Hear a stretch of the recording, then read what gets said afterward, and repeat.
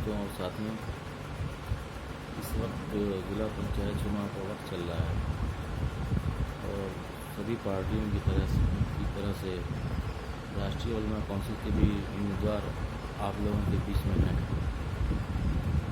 राष्ट्रीय उलमा कौंसिल का इनकी अपनी एक तारीख है, उसके सारे कारनामे, उसके सारी कार्यकर्ता बताने की ज़रूरत नहीं है, ये हर किसी को पता है। ख़ुसूसन आज़मगढ़ और जौनपुर के लोगों को इसके बारे में बताने की ज़रूरत नहीं है।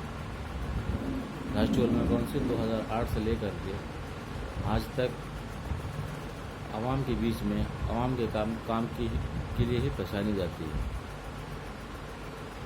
और राष्ट्रीय उलमा कौंसिल उस वक्त बनी थी जब लोग ख़ुसूसन आज़मगढ़ के लोग खौफ के साए में जीते थे। उस वक्त 2008 का वक्त था और लोगों के ऊपर खौफ का साया रहता था, तब किसको कहाँ से पुलिस वाले उठा ले जाएं, किस बच्चे को उठा ले जाएं, इसका एक दहशत होती थी। लोग मगरिब के बाद लोग अपने घरों में छिप जाते थे, काफ़ी दहशत का माहौल था। उसके बाद से राष्ट्रीय उलमा कौंसिल जो है उरूज पे आई और राष्ट्रीय उलमा कौंसिल ने लोगों के लिए लड़ना शुरू किया और आज उसको आवाम के लिए लड़ते हुए तकरीबन 13 साल हो चुके हैं। कई बार चुनाव में उतरी, कामयाबी नहीं मिली, लेकिन मैं मेहनत उसी तरह से करती रही।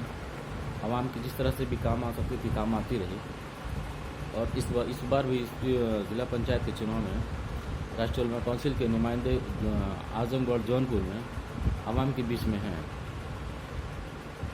बहुत सी पार्टियों के नेता आएंगे और आपके वोट के लिए आपसे बात करेंगे, लेकिन वोट आपका वोट है, आपका इख्तियार है और इस लोकतंत्र के उसमें हर वोट पे आपका अधिकार है।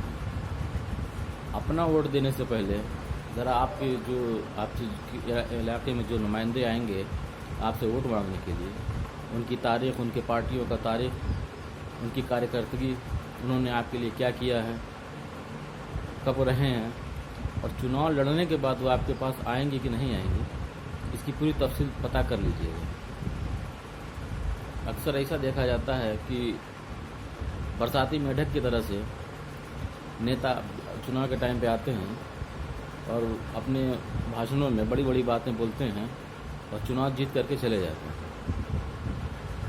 राष्ट्रीय उलमा कौंसिल का मसला ये है कि ये हमेशा ये चुनाव हो या ना हो, हमेशा ये आवाम के साथ जुड़ी रहती है और आवाम के बीच में सुख दुख में ये हमेशा खड़ी रहती है। ये सिर्फ चुनाव के टाइम पे ही ऐसा नहीं है कि राष्ट्रीय उलमा कौंसिल के कार्यकर्ता या